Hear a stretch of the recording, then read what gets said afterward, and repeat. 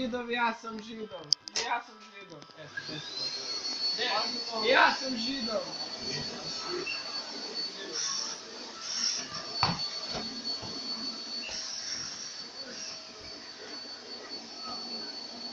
Volim jednu djevojku,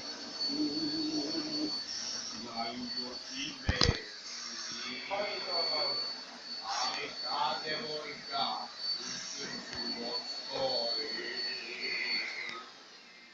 Ima ona obrijanu pecu i će se ti ona... Tako mi slavimo novu 2016. godinu. S poštovanjem, srdačan pozdrav iz središta Trčakovića. Znaš onaj osjećaj, brate, znaš onaj osjećaj kad dugo nisi slušao Dilana i onda ga jednom pustiš i sjetiš se zašto je ti Dilana, brate. To je ono osjećaj. Kako sam ja